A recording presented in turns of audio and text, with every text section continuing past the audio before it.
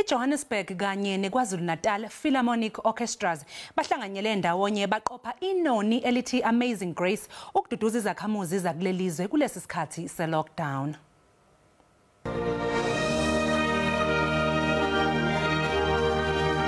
Leli noni lesihloko sithi Amazing Grace bahlose ngalo ukuqinisa idolo izakhamuzi zaseNingizimu Afrika njengoba umhlaba ubhekene nengwadla iCovid-19.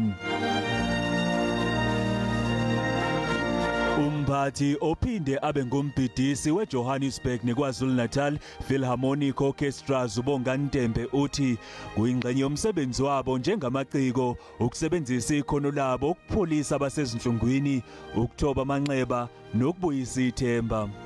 Inhloso yaleli culo elenziwe iKwaZulu Natal neJohannesburg Philharmonic Orchestra ukuthi sithandazele isizwe sakithi kulesikhathi sibhlungu kanjena se-coronavirus. Uthi akabanga nazibe itheni ihlanganisa lolulo zolo ngaphandle nje kwezingqinamba ezimbalwa kathi beqopha. Akulula ke kodwa ukuqopha lolu hlobo lomculo ikakhulukazi ngoba abantu baningi kangaka futhi bahlele emakhaya. Kodwa ke laba abashayi bezimfijoli nokhehle gume bebezimisele kakhulu basebenza kakhulu ukuthi ihlangane iphume ibe mnandi lengoma uAmazing Grace.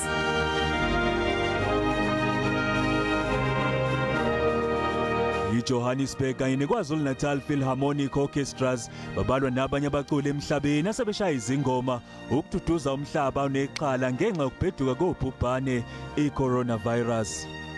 Izindaba ze SABC ngingunqubeko Nzimande.